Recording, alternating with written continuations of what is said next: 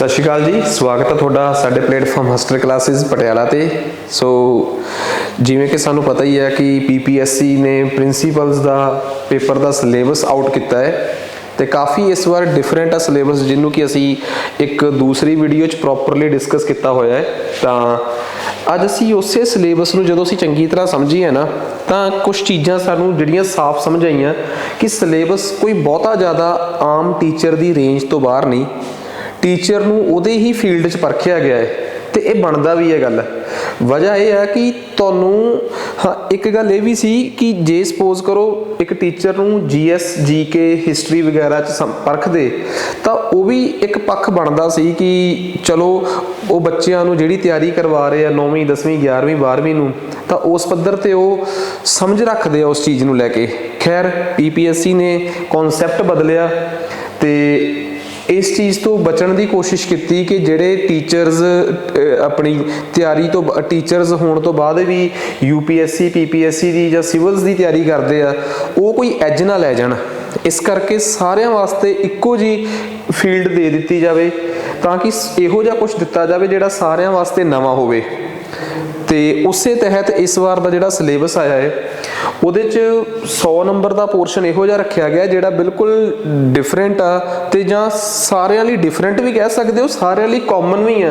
सारिਆਂ ने उन्होंने शायद बरीकी च ना पढ़िया होवे पर मोटे तौर पर सारे टीचर साहबान वो जानते हैं कि एक चीज़ की है। सो ये भी साडी भी एक कोशिश है कि असी इस प्लेटफॉर्म तो जो थोड़े लिए कर सकते होइए। इस तहत असी उस 100 नंबर वाले पोर्शन चो या 100 सवालों वाले पोर्शन चो एक पोर्शन पिक किया है जिसका नाम आ student enrolment retention progression and dropouts gross enrolment ratio.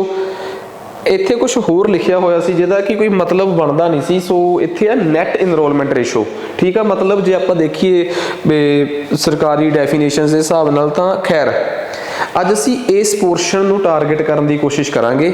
तो सो स्टार्ट करते हैं जी आपां अज दा ज़्यादा समा डिस्कस तो बिना ही।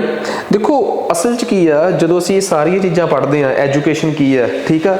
असी बेसिकली इत्थे एजुकेशन बारे नहीं पढ़ना, असी लिटरेसी बारे पढ़ांगे। लिटरेसी की है, स्कूल ड्रॉप आउट की है, ट्रांजिशन रेट की है, ठीक है, ग्रॉस इनरोलमेंट रेट की है, नैट इनरोलमेंट रेट की है साडा, ठीक है। ये सारियां टिपिकल जिहियां टर्म्स इन्हां नूं असीं बहुत संजीदगी नाल समझण की कोशिश करांगे। तो अक्सर असी कई बारी देखते हुंदे आ कि देखो कई बारी ये हुंदा है कि सानू ना जदों असी पेपर दे रहे हैं PPSC का तो बहुत टीचर्स का तजर्बा पुराना होगा जिन्हों ने PPSC के 2 पेपर प्रिंसीपल्स दे दिते आ, बहुते नवे आ। सो पुराणियां नूं तां हत्थ लगे होया PPSC दे ते नवियां वास्ते मेरा एक जस्ट सुझाव है कि तुसी किते भी तैयारी करोगे ना जिहड़ा आने वाले टाइम च जां खुद तैयारी करोगे तो खुद जजमेंटल ना होयो, खुद अपने खुद इस चीज़ नूं जज ना करियो कि PPSC किवें दा पेपर पाऊगी, ठीक है। कई बारी की हुंदा है कि जदों असीं बहुत डीप पढ़ते हैं जां मैं जां कोई भी टीचर जिहड़ा प्लेटफॉर्म तो जां किसी भी तरीके नाल ऑफलाइन ऑनलाइन पढ़ा रहा तो किसी भी चीज़ नूं डूंघाई च लैके जाण की कोशिश करता है तो बहुता तजर्बा मैं अपने पुराने एक्सपीरियंस तो शेयर करदा कि बहुता तजर्बा रहा है कि इस लैवल का सानूं क्यों कराया जा रहा, असीं किहड़ा PCS देना। बट जिन्होंने हत्थ लग्या PPSC दे वो समझते हैं कि वाकई PPSC ने किस लैवल तक का पेपर सैट किया होया है। सो तुसी ये उम्मीद करो कि जे तुसी बहुत डीप लैवल का नहीं पढ़ के जाओगे तो किसी भी तरीके नाल थोड़ी सिलैक्शन पॉसीबल नहीं, क्योंकि बाद तुसी इंस्टीट्यूट नूं भी ये कह देंदे हो कई बारी कि बई इस तरीके नाल जो करिया सीगा वो आपां बहुत डायरैक्ट किया, पेपर औखा आ गया। पेपर कोई औखा नहीं आता, असी ही अपने मापदंड उवें दे बनाए हुए आ। उहदी एक वजह है असी जदों मास्टर कैडर की भर्ती चों निकल के प्रिंसीपल्स की रिक्रूटमेंट वाल चलते हैं ना तो असी देखते हैं कि एक बहुत लैवल का फर्क पै जाता है। मास्टर कैडर का पेपर जिहड़ा है वो ग्रुप C की भर्ती का हुंदा है, वो एक क्लैरिकल लैवल का पेपर हुंदा है, उहदे इक्विवेलेंट पेपर हुंदा है, 1 लाइनर उहदे च क्वेश्चनस हुंदे आ। पर जदों असीं PPSC ते जाने आ तो PPSC च जाके डेप्थ बहुत मैटर करती है, एक डूंघाई जिहड़ी आ वो अपने आप च एक बहुत वड्डे पद्धर की हो जाती है तो वो मैटर भी करती है। सो इत्थों उत्थे जाण च जिहड़ा एक बहुत वड्डा फर्क आ ਉਹ ਖਾਈ ਹੈ ਜਿਹੜੀ ਉਹ ਤੁਹਾਨੂੰ ਟੱਪਣੀ ਪਊਗੀ। ਸੋ ਅਸੀਂ ਉਸੇ ਹੀ ਲੈਵਲ ਤੇ ਜਾ ਕੇ ਤੁਹਾਡੇ ਵਾਸਤੇ ਕੰਟੈਂਟ ਤਿਆਰ ਕਰਾਂਗੇ ਜਾਂ ਕੰਟੈਂਟ ਲੈ ਕੇ ਆਵਾਂਗੇ। ਸੋ ਉਸੇ ਦੀ ਸ਼ੁਰੂਆਤ ਕਰਦੇ ਹਾਂ ਅਸੀਂ ਇੱਥੇ। ਦੇਖੋ ਕਹਿੰਦੇ ਆ ਐਜੂਕੇਸ਼ਨ ਵਾਕਈ ਇੱਕ ਬਹੁਤ ਇੰਪੋਰਟੈਂਟ ਰੋਲ ਆ, ਠੀਕ ਆ। ਤੇ ਐਜੂਕੇਸ਼ਨ ਦਾ ਜਿਹੜਾ ਜ਼ਿਕਰ ਆ ਨਾ ਉਹ ਕੱਲਾ ਪੰਜਾਬ ਦੇ ਪੱਧਰ ਤੇ ਜਾਂ ਭਾਰਤ ਦੇ ਪੱਧਰ ਤੇ ਨਹੀਂ, ਅੰਤਰਰਾਸ਼ਟਰੀ ਸੰਗਠਨ ਯੂਨਾਈਟਿਡ ਨੇਸ਼ਨਸ ਆ ਜਿਹੜਾ, ਜਿਹਨੂੰ ਆਪਾਂ ਇੰਟਰਨੈਸ਼ਨਲੀ ਇੱਕ ਬਹੁਤ ਰਿਕੋਗਨਾਈਜ਼ਡ ਆਰਗੇਨਾਈਜੇਸ਼ਨ ਆ ਯੂਨਾਈਟਿਡ ਨੇਸ਼ਨਸ, ਜਿਹੜਾ ਪੂਰੀ ਦੁਨੀਆ ਨੂੰ ਆਫਤ ਦੇ ਵੇਲੇ, ਲੜਾਈ ਦੇ ਵੇਲੇ ਜਾਂ ਹਰ ਮਾੜੇ ਹਾਲਾਤ 'ਚ ਸਲਾਹ ਦਿੰਦਾ ਹੈ ਤੇ ਦੁਨੀਆ 'ਚ ਸ਼ਾਂਤੀ ਬਣਾਏ ਰੱਖਣ ਦੀ ਕੋਸ਼ਿਸ਼ ਕਰਦਾ ਹੈ ਯੂਨਾਈਟਿਡ ਨੇਸ਼ਨਸ। ਯੂਨਾਈਟਿਡ ਨੇਸ਼ਨਸ ਨੇ 2015 ਤੋਂ ਲੈ ਕੇ 2030 ਤੱਕ, ਮਤਲਬ 2015 ਤੋਂ ਲੈ ਕੇ 2030 ਤੱਕ ਲਈ ਆਪਣੇ 17 ਗੋਲ ਮਿੱਥੇ ਆ, ਜਿਹੜੇ ਪੂਰੀ ਦੁਨੀਆ ਨੂੰ ਵੰਡ ਦਿੱਤੇ ਆ। 17 ਗੋਲ, ਉਹਨਾਂ ਗੋਲਸ ਨੂੰ ਕਿਹਾ ਗਿਆ ਹੈ ਸਸਟੇਨੇਬਲ ਡਿਵੈਲਪਮੈਂਟ ਗੋਲਸ। ਕੀ ਕਿਹਾ ਗਿਆ ਹੈ? Sustainable development goals. ਕਿ ਇਸ 21ਵੀਂ ਸਦੀ ਦੇ ਉਹ ਮਕਸਦ ਜਿਹੜੇ ਡਿਵੈਲਪਮੈਂਟ, ਤਰੱਕੀ ਨੂੰ ਇਸ ਤਰੀਕੇ ਨਾਲ ਕਰਨ ਕਿ ਉਹ ਸਸਟੇਨੇਬਲ ਹੋਵੇ। ਸਸਟੇਨੇਬਲ ਡਿਵੈਲਪਮੈਂਟ ਉਹ ਡਿਵੈਲਪਮੈਂਟ ਹੁੰਦੀ ਆ ਜਿਹੜੀ ਇਸ ਤਰੀਕੇ ਨਾਲ ਕੀਤੀ ਗਈ ਤਰੱਕੀ ਜਿਹੜੀ ਆਉਣ ਵਾਲੀ ਜਨਰੇਸ਼ਨ, ਆਉਣ ਵਾਲੀ ਪੀੜ੍ਹੀ ਲਈ ਨੁਕਸਾਨਦਾਇਕ ਨਾ ਹੋਵੇ। ਮਤਲਬ ਬਿਲਡਿੰਗਾਂ ਬਣਾਓ ਪਰ ਰੁੱਖ ਨਾ ਕੱਟੋ ਕਿ ਆਉਣ ਵਾਲੇ ਬੱਚੇ ਸਾਹ ਨਾ ਲੈ ਸਕਣ। ਪਾਣੀ ਵਰਤੋ ਪਰ ਐਵੇਂ ਨਾ ਵਰਤੋ ਕਿ ਨਦੀਆਂ ਗੰਦਲੀਆਂ ਹੋ ਜਾਣ, ਕਿ ਆਉਣ ਵਾਲੇ ਲੋਕ, ਆਉਣ ਵਾਲੀ ਜਨਰੇਸ਼ਨ ਵਾਟਰ ਪੋਲਿਊਸ਼ਨ ਦਾ ਸ਼ਿਕਾਰ ਹੋ ਜੇ। So sustainable development goals United Nations ਦਾ ਇੱਕ ਮਕਸਦ ਆ, ਇੱਕ ਟਾਰਗੇਟ ਆ, ਜਿਹਦੇ ਤਹਿਤ 17 ਗੋਲ ਮਿਥੇ ਗਏ ਆ। SDG 1 ਯਾਨੀ ਕਿ ਸਸਟੇਨੇਬਲ ਡਿਵੈਲਪਮੈਂਟ ਗੋਲ ਨੰਬਰ 1, ਗੋਲ ਨੰਬਰ 2, ਗੋਲ ਨੰਬਰ 3, ਗੋਲ ਨੰਬਰ 14, 15, 16, 17। ਉਹਨਾਂ SDGs ਚੋਂ ਜਿਨ੍ਹਾਂ ਨੂੰ ਯੂਨਾਈਟਿਡ ਨੇਸ਼ਨਸ ਨੇ ਮਿਥਿਆ ਹੋਇਆ ਹੈ, ਉਹਨਾਂ ਚੋਂ ਚੌਥਾ ਸਸਟੇਨੇਬਲ ਗੋਲ ਆ ਕੁਆਲਿਟੀ ਐਜੂਕੇਸ਼ਨ। ਮਕਸਦ ਆ ਇਨਕਲੂਸਿਵ ਤੇ ਇਕੁਇਟੇਬਲ ਇਕੁਐਲਿਟੀ ਐਜੂਕੇਸ਼ਨ। ਇਨਕਲੂਸਿਵ ਦਾ ਮਤਲਬ ਹੁੰਦਾ ਹੈ ਜਿਹੜੀ ਸਮਾਜ ਦੇ ਅਖੀਰਲੇ ਵਰਗ 'ਚ, ਅਖੀਰਲੀ ਪੱਟੀ ਤੇ ਬੈਠੇ ਹੋਏ ਸ਼ਖਸ ਤੱਕ ਪਹੁੰਚੇ, ਉਹਨੂੰ ਕਹਿੰਦੇ ਆ ਇਨਕਲੂਸਿਵ, ਕਿ ਹਰ ਇੱਕ ਨੂੰ ਛੂਹ ਲੇ। ਇਕੁਇਟੇਬਲ ਦਾ ਮਤਲਬ ਆ ਸਭ ਨੂੰ ਉਹਦੀ ਬਰਾਬਰਤਾ ਦੇ ਹਿਸਾਬ ਨਾਲ ਮਿਲੇ। ਇਨਕਲੂਸਿਵ ਮਤਲਬ ਕਿ ਸਭ ਨੂੰ ਲੈ ਕੇ ਚੱਲੇ, ਤੇ ਇਕੁਇਟੇਬਲ ਮਤਲਬ ਸਭ ਤੱਕ ਪਹੁੰਚੇ, ਸਭ ਨੂੰ ਬਰਾਬਰਤਾ ਦੇ ਅਧਿਕਾਰ ਨਾਲ ਮਿਲੇ। ਸੋ ਇਹ ਇੱਕ ਆਪਣਾ ਮਕਸਦ ਆ ਜੀ SDG 4 ਕੁਆਲਿਟੀ ਐਜੂਕੇਸ਼ਨ ਦਾ। ਸੋ ਆਪਾਂ ਨੂੰ ਪਤਾ ਲੱਗ ਗਿਆ ਕਿ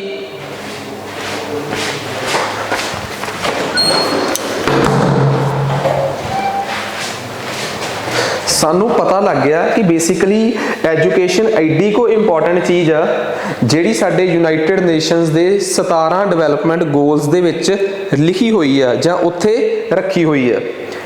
ਇਸ ਚੀਜ਼ ਨੂੰ ਸਮਝਣ ਤੋਂ ਬਾਅਦ ਹੁਣ ਅਸੀਂ ਚੱਲਦੇ ਹਾਂ ਲਿਟਰੇਸੀ ਤੇ, ਸਾਖਰਤਾ ਤੇ, ਕਿ ਆਖਰ ਲਿਟਰੇਸੀ ਕੀ ਚੀਜ਼ ਹੈ। ਕਿਉਂਕਿ ਮਕਸਦ ਸਾਡਾ ਇਸ ਚੈਪਟਰ 'ਚ ਐਜੂਕੇਸ਼ਨ ਨੂੰ ਪੜ੍ਹਨਾ ਨਹੀਂਗਾ, ਉਹ ਕਿਸੇ ਹੋਰ ਵਿਸ਼ੇ 'ਚ ਆਊਗੀ, ਹੋਰ ਕਿਸੇ ਟੌਪਿਕ ਦਾ ਪਾਰਟ ਹੋਊਗੀ। ਇੱਥੇ ਅਸੀਂ ਪੜ੍ਹ ਰਹੇ ਹਾਂ ਲਿਟਰੇਸੀ, ਸਾਖਰਤਾ, ਕਿ ਕਿੰਨੀ ਸਾਖਰਤਾ ਦਰ ਆ ਸਾਡੇ, ਕਿੰਨੇ ਲੋਕ ਪੜ੍ਹੇ ਲਿਖੇ ਆ, ਕਿੰਨੇ ਲੋਕ ਸਕੂਲਾਂ 'ਚ ਇਨਰੋਲ ਹੋਏ ਆ, ਕਿੰਨੇ ਲੋਕ ਆਪਣੀ ਉਮਰ ਦੇ ਹਿਸਾਬ ਨਾਲ ਸਕੂਲਾਂ 'ਚ ਇਨਰੋਲ ਹੋਏ ਆ। ਇਹ ਸਾਰੀਆਂ ਟਰਮਸ ਅਸੀਂ ਅੱਜ ਪੜ੍ਹਾਂਗੇ। ਸਭ ਤੋਂ ਪਹਿਲਾਂ ਆਪਾਂ ਗੱਲ ਕਰਦੇ ਹਾਂ ਲਿਟਰੇਸੀ। ਦੇਖੋ ਲਿਟਰੇਸੀ ਦੀ ਪਰਿਭਾਸ਼ਾ ਜਿਹੜੀ ਹੈ, ਡੈਫੀਨੇਸ਼ਨ ਆ, ਉਹ ਹਰ ਜਗ੍ਹਾ ਤੇ ਵੱਖਰੀ ਵੱਖਰੀ ਹੈ। ਜੇ ਤੁਸੀਂ ਲਿਟਰੇਸੀ ਦੀ ਡੈਫੀਨੇਸ਼ਨ ਪੜ੍ਹੋਗੇ population commission of United Nations ਦੇ ਹਿਸਾਬ ਨਾਲ, ਤਾਂ ਡੈਫੀਨੇਸ਼ਨ ਸਿੰਪਲ ਆ ਕਿ ਜਿਹੜਾ ਬੰਦਾ ਲਿਖ ਤੇ ਪੜ੍ਹ ਸਕਦਾ, ਇੱਕ ਸਿੰਪਲ ਜੀ ਲਿਖੀ ਹੋਈ ਗੱਲ ਨੂੰ ਕਿਸੇ ਵੀ ਲੈਂਗੁਏਜ 'ਚ, ਉਹਨੂੰ ਅਸੀਂ ਲਿਟਰੇਟ ਮੰਨਾਂਗੇ। ਇਹ ਤਾਂ ਹੋਗੀ ਡੈਫੀਨੇਸ਼ਨ ਯੂਨਾਈਟਿਡ ਨੇਸ਼ਨਸ ਦੇ according, United population commission of United nation ਦੇ ਅਕੋਰਡਿੰਗ। ਜੇ ਅਸੀਂ ਭਾਰਤ ਦੀ ਜਨਗਣਨਾ, ਭਾਰਤ ਦੀ ਮਰਦਸ਼ੁਮਾਰੀ ਦੇ ਬਾਰੇ ਦੇ ਹਿਸਾਬ ਨਾਲ ਡੈਫੀਨੇਸ਼ਨ ਦੇਖੀਏ ਤਾਂ according to census of India, Bharat ਦਾ ਸੈਂਸਸ ਕੀ ਕਹਿੰਦਾ ਹੈ ਕਿ ਪਰਸਨ ਏਜਡ 7 ਐਂਡ ਅਬਵ, 7 ਸਾਲ ਤੋਂ ਵੱਡਾ ਸ਼ਖਸ। ਵਜ੍ਹਾ ਕੀ ਆ? ਭਾਰਤ ਦਾ ਸੈਂਸਸ ਆ ਜਿਹੜਾ, ਸੈਂਸਸ ਆਫ ਇੰਡੀਆ ਹੈ, ਉਹ 7 ਸਾਲ ਤੋਂ ਛੋਟੇ ਬੱਚੇ ਨੂੰ ਅਨਪੜ੍ਹ ਮੰਨਦਾ ਹੈ। ਕਲੀਅਰ ਸਮਝੇ ਗਏ ਗੱਲ? 7 ਸਾਲ ਤੋਂ ਛੋਟੇ ਬੱਚੇ ਨੂੰ, ਪੇਪਰ 'ਚ ਵੀ ਆਊਗਾ ਨਾ ਕਿ ਭਾਰਤ ਦਾ ਸੈਂਸਸ ਕਿਸ ਉਮਰ ਤੱਕ ਦੇ ਬੱਚੇ ਨੂੰ ਇਲਿਟਰੇਟ, ਅਨਪੜ੍ਹ ਮੰਨਦਾ ਹੈ, ਜਾਂ ਇੰਗਲਿਸ਼ 'ਚ ਬਣ ਸਕਦਾ ਹੈ ਸਵਾਲ, 7 ਸਾਲ ਤੋਂ ਛੋਟੇ ਬੱਚੇ ਨੂੰ। 7 ਸਾਲ ਤੋਂ ਵੱਡਾ ਬੱਚਾ ਜਿਹੜਾ ਕਿ ਕੋਈ ਵੀ ਭਾਸ਼ਾ, ਕਿਸੇ ਵੀ ਭਾਸ਼ਾ ਨੂੰ ਲਿਖ ਅਤੇ ਪੜ੍ਹ ਸਕਦਾ ਹੈ, ਅੰਡਰਸਟੈਂਡ ਕਰ ਸਕਦਾ ਹੈ, ਉਹ ਲਿਟਰੇਟ ਆ। गल क्लीयर है। सो ये चीज़ सानू क्लीयर आ 1991 के सेंसस तो लैके हुण तक 0 तो लैके 6 साल तक के बच्चे जिहड़े उन्होंने अनपढ़ मन्निया गया तो 7 साल तो बाद उन्होंने एजुकेशन लिटरेसी इलिटरेट या लिटरेट अनपढ़ या पढ़े लिखे च डिवाइड कर दिता गया। ठीक है, तो ये गल आपां नूं चंगी तरह समझ आ जाती है इत्थे कि जिहड़ा शख्स फॉर्मल एजुकेशन लैंदा है मिनीमम एजुकेशन लैंदा है, ठीक है ना, तो ये गल तो आपां नूं क्लीयर है कि एक किते भी जरूरी नहीं हैगा कि फॉर्मल एजुकेशन लओगे जे स्कूलों कालजां दी पढ़ाई करोगे तां तुसीं लिटरेसी रेट दे विच आओगे। सिर्फ भाषा किसी भी एक भाषा नूं पढ़िया ते लिखिया जाना तुहाडा साबित कर दूगा कि तुसीं लिटरेट हो, तुसीं पढ़े लिखे हो, ना कि तुसीं अनपढ़ हो। सो ये भारत दे सेंसस दे मुताबिक मैं तुहानूं गल समझाई है, डेफिनेशनस ने बहुत इंपॉर्टेंट है। हुण गल करते हैं लिटरेसी रेट की, साखरता दल की। देखो दो टाइप की लिटरेसी रेट हुंदा है, दो टाइप का लिटरेसी रेट, एक हुंदा है क्रूड मतलब बिल्कुल खरा लिटरेसी रेट, एक हुंदा है अफेक्टिव नैट लिटरेसी रेट। एक बिल्कुल खरा जिस सारा कुछ होवे, कहंदा पूरी पॉपूलेशन चो तुसीं पूरी पॉपूलेशन चो पढ़े लिखिया नूं लभो। मान लो तुहाडे देश की पॉपूलेशन आ 500 ते उहदे चो पढ़े लिखे आ 435, 435 बटे 500 गुणा 100, this is crude literacy rate. उन्हां 500 चों सिर्फ 400 बंदे ही 7 साल तो वड्डे आ ते उन्हां 400 चों सिर्फ 250 ही पढ़े लिखे आ। तो जिहड़ा 250 बटे 400 आ मतलब 7 साल तो उपर पढ़े लिखे बटे 7 साल तो उपर की सारी पॉपूलेशन गुणा 100, ये आऊगा अफेक्टिव लिटरेसी रेट। उम्मीद करदा कि क्रूड लिटरेसी रेट ते अफेक्टिव लिटरेसी रेट तुहानूं चंगी तरह समझ आ गया होगा। ठीक है, अफेक्टिव लिटरेसी रेट ही लिटरेसी रेट हुंदा है, क्योंकि भारत का सेंसस की कह रहा है कि 7 साल तो वड्डे नूं ही लिटरेसी च काउंट करना है। It मीनस in India affective literacy rate is the true literacy rate. समझ गए ना गल कि इफेक्टिव लिटरेसी रेट ही भारत च असली लिटरेसी रेट आ। हुण आ जाओ भारत का जिहड़ा लिटरेसी रेट आ साखरता दल आ उहदे ट्रेंड की रहे आ, किन्ने प्रतिशत लोग पढ़े लिखे आ, किन्ने मर्द पढ़े आ, किन्नियां औरतां पढ़ियां है, जेंडर पैरिटी किन्ना मर्दां ते औरतां च पढ़ाई लिखाई दा गैप आ वो भी। दूजी गल पिंडां ते शहरां दे लोकां च पढ़ाई लिखाई दा किन्ना कु गैप आ। दूसरी गल एवें दे होर भी कई गैप। ठीक है, पढ़ते हैं जी 2011 का सेंसस जिहड़ा कि होके हटिया है, ठीक है, उहदे अकॉर्डिंग 74% के अराउंड जिहड़े लोग पढ़े लिखे आ, 82% मर्द ते 64-65% के अराउंड औरतां पढ़ियां लिखियां है। ठीक है, उस तो बाद 2001 के सेंसस के अकॉर्डिंग 9% के अराउंड तरक्की हुई है। ठीक है, मेल का लिटरेसी रेट 6.8% वधिया है, फीमेल का लिटरेसी रेट 11.8%। इट मीनस पिछले सेंसस के हिसाब नाल 2011 का सेंसस देखिए औरतां ने प्रतिशत वाइज परसेंटेज वाइज भी पहला नालों ज़्यादा औरतां इस बार पढ़ियां ते जे नंबरां च देखिए नंबरां च भी पहला नालों ज़्यादा औरतां पढ़ियां है, परसेंटेज च भी ते नंबरां च भी। ये गल बड़ी क्लीयर है। ठीक है, सो लिटरेसी रेट जिहड़ी आ वो आपां अर्बन एरियाज़ दी 87 पॉइंट के नेड़े आ, रूरल एरियाज़ च 73% लोग पढ़े आ। ठीक है, तो जे मैं जेंडर के हिसाब नाल गल करां औरतां ने तरक्की की है लिटरेसी च। क्यों? जे असी नंबरां दी हिसाब नाल देखिए कि जे पिछली बार 135 कुड़ियां पढ़ियां सीगियां 2001 च ते इस बार कुड़ियां पढ़ियां ने 150, तो कितनियां कुड़ियां इस बार वध पढ़ियां 15। जे मुंडे पिछली बार 160 पढ़े सी इस बार 172 पढ़े आ, किन्ने मुंडे पढ़े आ 12। मतलब नंबरस दे विच भी काउंट करिए तो कुड़ियां की गिनती वध आ रही है, परसेंटेज च भी काउंट करिए तो कुड़ियां की गिनती वध आ रही है। आही लाइन मैं इत्थे समझाई है। कहता बड़ा इंटरस्टिंग फैक्ट आ कि नंबरस के मामले च भी मुंडियां का नंबर वधे हुए मुंडियां का नंबर वधियां हुई कुड़ियां तो घट आ, परसेंटेज के मामले च भी वधे हुए मुंडियां की परसेंटेज वधियां हुई कुड़ियां की परसेंटेज चों वधे हुए कौन जिहड़े वध पढ़ गए पहलां नालों। ठीक है ना, वो परसेंटेज वाइज भी कुड़ियां ज़्यादा हैं ते नंबर वाइज भी कुड़ियां ज़्यादा हैं। इट मीनस कुड़ियां दा जिहड़ा लिटरेसी आ वो मुंडियां दे बराबर आ रही है, कुड़ियां दी साखरता दल मुंडियां दे बराबर आ रही है, ते जिहड़ा दोवां दे विच गैप आ जेंडर गैप मर्द ते औरत दी लिटरेसी दा वो श्रिंक हो रहा है, घट रहा है। ये गल समझ आ जानी चाहिए आ। तुहानूं देखो एक गल बड़ी क्लीयर आ, जदों असीं पढ़ रहे हैं ना तो असीं बहुत डीप जावांगे तां जो सानूं उन्हां ने सिलेबस बहुत थोड़ा दिता है। आ जिहड़ा सानूं प्रिंसीपल्स का सिलेबस है ना ये बहुत थोड़ा दिता है, पर वो एक गल ते अड़ गए कि हुण पढ़ के चंगी तरह आयो। ठीक है। Let's move to next topic. गल करते हैं कि मेल लिटरेसी च लक्षद्वीप पहले नंबर ते आ ते दूजे नंबर ते आ केरला। सब तो बुरा लिटरेसी मर्दां दे लिटरेसी रेट जिहड़ा है वो बिहार च आ ते फीमेल लिटरेसी रेट च केरला पहले नंबर ते है। Rajasthan female literacy number rate च लास्ट नंबर ते है, ठीक है। जे ओवरऑल गल करिए ओवरऑल मर्द लेडीज़ नूं मिला के तां केरला पहले नंबर ते है, फॉलोड बाय लक्षद्वीप। ते बिहार सब तो बुरा हाल आ ओवरऑल च, प्रोसीडेड बाय आंध्र प्रदेश उस तो लास्ट आ, उस तो एक पिछे आ। उम्मीद करदा कि मेरी कही हुई गल कोई बहुत डूंगी तो है नहीं, बहुत सिंपल जे तरीके नाल मैं ये गल जिहड़ी है तुहाडे सामने पेश करती है। नैक्सट आ रहा भारत दा ग्राफ कि किहड़े एरिए च किन्ने क परसेंट लोग पढ़े लिखे आ, कित्थे 75 तो 80 आ, 80 तो 85 आ, तां किहड़ा भारत च पंजाब कित्थे लाई करदा है, आपां सारा कुछ थोरोली देखांगे ते अगे चलदे आपां हुण, ठीक है जी। नैक्सट अगे अपने को आ गया literacy rate in India by gender. ये मैं दस रहा मर्द किन्ने हो चुके हैं 2011 च मर्दां दा लिटरेसी रेट 82.2 ते पहुँच गया, औरतां दा लिटरेसी रेट जिहड़ा है वो तकरीबन 65 ते है, ठीक है। सो ये गल आपां नूं पता ही है, बहुत औखी गल है नहीं। सो ये तो बड़ी सिंपल जी गल सी जिहड़ी मैं हुण तक तुहाडे नाल क्लीयर कीती है, ठीक है। हुण ओबवियस जी गल आ, साडी अपनी स्टेट पंजाब आ ते पंजाब च भी एजुकेशन दा हाल देख लीए, जो पंजाब नाल चल रहा, जो पंजाब च हो रहा है तो वह भी देखना, फिर असी इनरोलमेंट रेट भी देखनी है, ट्रांजिशन रेट भी देखना है। सारे टर्मां जो तुहाडे पेपर च पुछियां जानियां है, जो तुहाडे सिलेबस दित्तियां होईयां कल्ली कल्ली ने इंसाफ करना है आपां। देखो पंजाब गवर्नमेंट भी एजुकेशन नूं प्रमोट करने लई बहुत कुछ कर रही है, पढ़ चुके हैं असीं ये गल। हुण गल करदे हैं कि जे पंजाब गवर्नमेंट एजुकेशन नूं प्रमोट करने लई बहुत कुछ कर चुकी है तां इंटरनेशनल लैवल ते सस्टेनेबल डिवेलपमेंट गोल्स तय करदा यूनाइटेड नेशनस। ते भारत दे विच एक संस्था है, नाम आ नीति आयोग। की नाम आ जी? भारत दे विच एक संस्था है, भारत सरकार दा अदारा है नीति आयोग।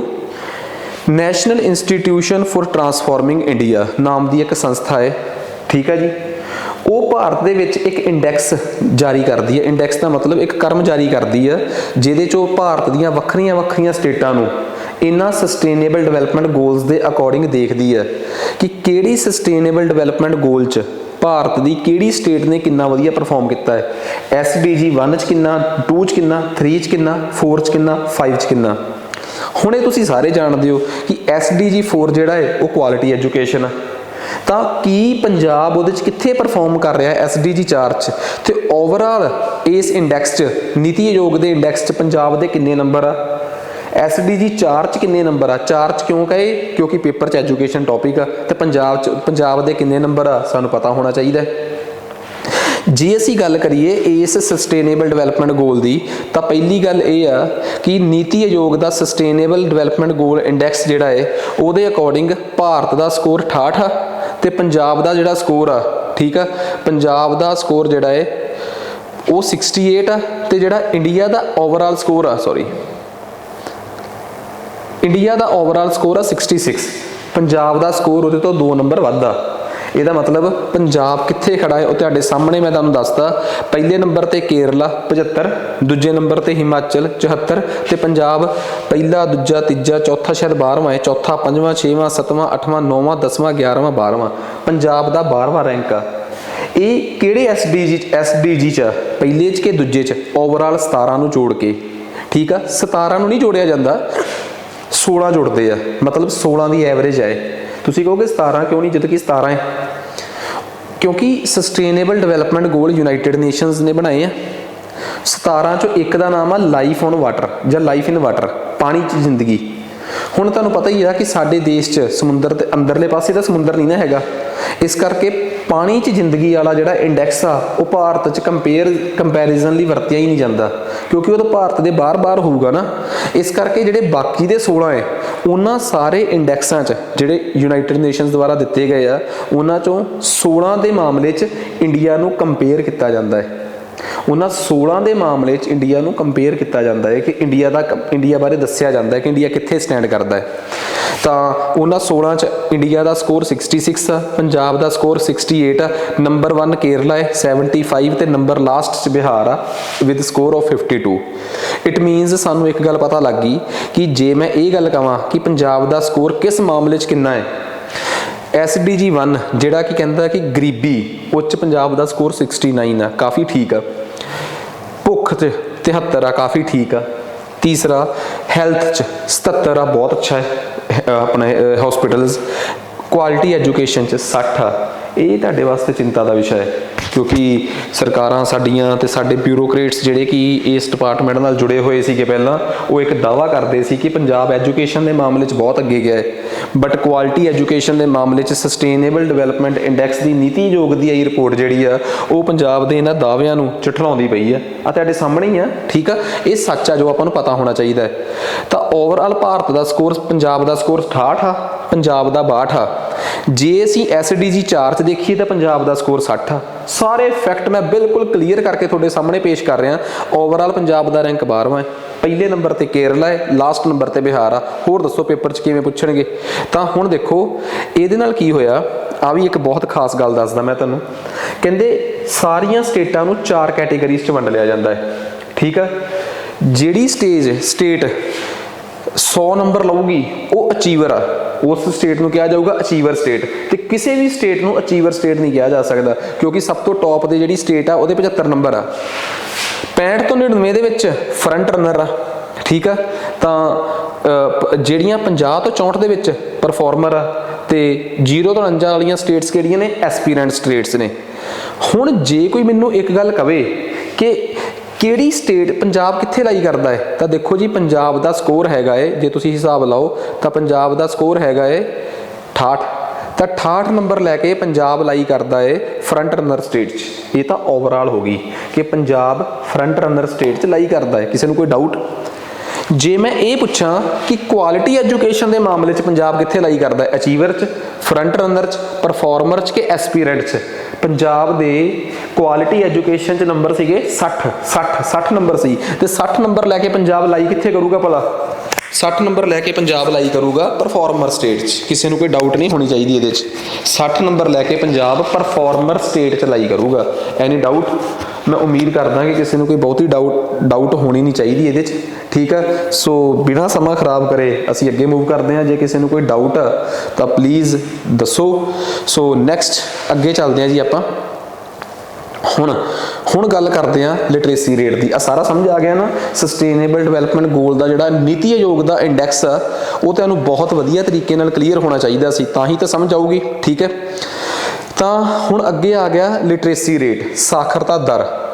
ਤਾਂ ਸਾਖਰਤਾ ਦਰ ਪੰਜਾਬ ਦੀ ਜੇ ਦੇਖੀਏ ਤਾਂ ਪੰਜਾਬ ਦੀ ਸਾਖਰਤਾ ਦਰ 75.84% ਆ, ਜਿਹੜੀ ਕਿ 1971 ਤੋਂ 34% ਤੋਂ ਗਰੋ ਹੋ ਕੇ ਅੱਗੇ ਆਈ ਆ। ਇਹ ਪੰਜਾਬ ਦੀ ਰਿਪੋਰਟ ਆ, ਠੀਕ ਆ ਨਾ, ਕਿ ਪੰਜਾਬ ਦੀ ਸਾਖਰਤਾ ਦਰ ਇਸ ਵਾਰ ਕਿੰਨੀ ਆ, ਠੀਕ ਆ। ਜੇ ਗੱਲ ਕਰੀਏ ਆਪਾਂ ਰੈਂਕ ਵਾਈਜ਼ ਤਾਂ ਅਸੀਂ ਕਈ ਸਟੇਟਾਂ ਤੋਂ ਪਿੱਛੇ ਆ, ਇਹ ਮੈਨੂੰ ਦੱਸਣ ਦੀ ਲੋੜ ਨਹੀਂ, ਠੀਕ ਆ। ਹੁਣ ਜੇ ਆਪਾਂ ਨੈਸ਼ਨਲ ਟ੍ਰੈਂਡ ਦੇ ਅਕੋਰਡਿੰਗ ਗੱਲ ਕਰੀਏ, ਠੀਕ ਆ, ਤਾਂ ਪੰਜਾਬ ਦੀ ਪਰਫਾਰਮੈਂਸ ਮੱਚ ਬੈਟਰ ਆ ਐਜ਼ ਕੰਪੇਅਰ ਟੂ ਇੰਡੀਆ। ਕਿਵੇਂ ਭਲਾ? ਮੇਲ ਲਿਟਰੇਸੀ ਰੇਟ 'ਚ ਪੰਜਾਬ ਹੈਗਾ 80.5 ਤੇ ਫੀਮੇਲ ਹੈਗਾ ਨੈਸ਼ਨਲ ਲੈਵਲ ਤੇ ਹੈਗੀ ਆ 80.9। ਜੇ ਆਪਾਂ ਫੀਮੇਲ ਦੀ ਗੱਲ ਕਰੀਏ ਤਾਂ ਪੰਜਾਬ ਹੈਗਾ 70.7 ਤੇ ਨੈਸ਼ਨਲ ਲੈਵਲ ਤੇ ਹੈਗੀ ਆ 64.7। ਮੇਲ ਲਿਟਰੇਸੀ ਰੇਟ 'ਚ ਪੰਜਾਬ ਕੁਛ ਪੁਆਇੰਟ ਦੇਸ਼ ਤੋਂ ਪਿੱਛੇ ਆ, ਪਰ ਫੀਮੇਲ ਲਿਟਰੇਸੀ ਰੇਟ 'ਚ ਪੰਜਾਬ ਕਾਫੀ ਜ਼ਿਆਦਾ ਸੈਂਟਰ ਤੋਂ ਅੱਗੇ ਆ, ਜਾਂ ਨੇਸ਼ਨ ਤੋਂ ਜਾਂ ਦੇਸ਼ ਤੋਂ ਅੱਗੇ ਆ। ਸਮਝ ਆ ਗਈ ਨਾ? ਕਿਉਂਕਿ ਜੇ ਮੈਨੂੰ ਕੋਈ ਗੱਲ ਕਵੇ, ਆ ਦੇਖੋ ਤੁਹਾਡੇ ਸਾਹਮਣੇ ਹੀ ਆ, ਪੰਜਾਬ 'ਚ ਹੈਗੀ ਆ 80.5 ਮਰਦ ਸਾਖਰਤਾ ਦਰ, ਔਰਤਾਂ ਦੀ ਸਾਖਰਤਾ ਦਰ ਆ 80.9। ਸੌਰੀ, ਦੇਸ਼ ਦੀ ਸਾਖਰਤਾ ਦਰ ਮਰਦਾਂ ਦੀ ਹੈਗੀ 80.9, ਪਿੱਛੇ ਆ ਪੰਜਾਬ। ਪਰ ਜੇ ਲੇਡੀਜ਼ ਦੀ ਗੱਲ ਕਰੀਏ ਫੀਮੇਲ ਲਿਟਰੇਸੀ ਰੇਟ ਦੀ, ਤਾਂ ਪੰਜਾਬ ਦੀ ਹੈਗੀ ਆ 70.7 ਤੇ ਔਰਤਾਂ ਦੀ 64.7। ਕਿੰਨਾ ਜ਼ਿਆਦਾ ਗੈਪ ਆ। ਸੋ ਉਮੀਦ ਕਰਦਾ ਇਹ ਗੱਲ ਤੁਹਾਨੂੰ ਚੰਗੀ ਤਰ੍ਹਾਂ ਸਮਝ ਆ ਗਈ ਹੋਊਗੀ, ਠੀਕ ਹੈ। ਹੁਣ ਗੱਲ ਕਰੀਏ ਜੇ ਆਪਾਂ ਜੈਂਡਰ ਗੈਪ ਦੀ, ਠੀਕ ਆ, ਮਰਦ ਤੇ ਔਰਤ ਦੇ ਵਿੱਚ ਫਰਕ। ਜੇ ਅਸੀਂ ਲਿਟਰੇਸੀ 'ਚ ਗੱਲ ਕਰੀਏ, ਠੀਕ ਆ, ਲਿਟਰੇਸੀ ਦੇ ਮਾਮਲੇ 'ਚ ਤਾਂ ਭਾਰਤ 'ਚ ਮਰਦ ਔਰਤ 'ਚ 16.3% ਦਾ ਗੈਪ ਆ। ਮਰਦ ਔਰਤਾਂ ਤੋਂ 16.3% ਅੱਗੇ ਆ, ਪਰ ਪੰਜਾਬ ਦੇ ਵਿੱਚ ਮਰਦ ਔਰਤਾਂ ਤੋਂ ਸਿਰਫ 9% ਅੱਗੇ ਆ। ਚੰਗੀ ਗੱਲ ਆ। ਪੰਜਾਬ 'ਚ ਮਰਦ ਤੇ ਔਰਤਾਂ ਦੇ ਵਿੱਚ ਜਿਹੜਾ ਲਿਟਰੇਸੀ ਗੈਪ ਆ ਉਹ ਘੱਟ ਆ, ਇੰਡੀਆ 'ਚ ਵੱਧ ਆ। ਪੇਂਡੂ ਸ਼ਹਿਰੀ ਗੈਪ ਭਾਰਤ 'ਚ 16% ਪਰ ਪੰਜਾਬ 'ਚ ਪੇਂਡੂ ਸ਼ਹਿਰੀ ਸਾਖਰਤਾ ਦਰ ਸਿਰਫ 12% ਦੇ ਨੇੜੇ ਆ। फर्क क्लीयर। जे मैं गल करा अडल्ट लिटरेसी रेट की, आ चक्कर पै गया तुहानूं हुण कि what is adult literacy rate. Literacy rate तो सुनिया कि 7 साल तो वड्डे सारे लिटरेसी रेट आ। हुण मैं डेफिनेशन दसूँगा अडल्ट लिटरेसी रेट की। जे तुसी अडल्ट लिटरेसी रेट की डेफिनेशन समझनी है तो कहते 15 साल तो वड्डे हर शख्स नूं अडल्ट लिटरेसी रेट च मन्निया जाता है। 15 साल या 15 साल तो वड्डे, 7 साल या 7 साल तो वड्डे हो गए लिटरेसी रेट च, 15 साल या 15 साल तो वड्डे हो गए अडल्ट लिटरेसी रेट च। जे मैं गल करा अडल्ट लिटरेसी रेट की तो मर्द ते भारत च भारत दे विच मर्द औरतां दा गैप 19.6% आ, पंजाब च 11% आ। पेंडू शहरू गैप भारत च 20% आ ते पंजाब च 14.5% आ। 100 हथ रस्सा सिरे ते गंढ, निचोड़ ये निकल के आया कि पंजाब दे विच मर्द ते औरतां दे विच पढ़ाई दा गैप ते पेंडूआं ते शहरियां च पढ़ाई दा गैप घट आ as compare to national level.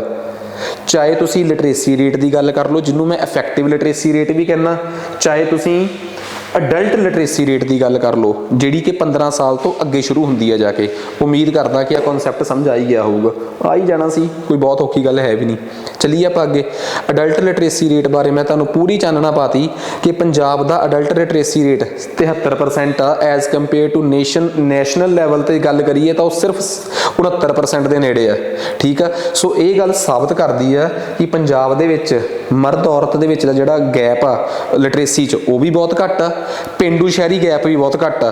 It मीनस निचोड़ ये कढ़िया मैं कि पंजाब दीयां औरतां पढ़ाई के मामले च मर्दां तो बहुती पिछे नहीं गियां। इंडिया दीयां औरतां मर्दां तो पढ़ाई के मामले च काफ़ी पिछे है। दूसरी गल हुण पंजाब दा पेंडू पंजाब दे शहरी तो पढ़ाई लिखाई के मामले च उन्ना पिछे नहीं गा, बट भारत दा पेंडू भारत दे शहरी तो पढ़ाई लिखाई के मामले च बहुत पिछे है। समझ आ गई होनी है हुण तुहानूं गल जो मैं कहना चाहुंदा इत्थे, कंसैप्ट क्लीयर है जी। हुण गल करते हैं नैक्सट टॉपिक ते। मसला आ गया इनरोलमेंट्स नाल रिलेटेड, जिहदा तुहाडे ते प्रैशर बहुत हुंदा।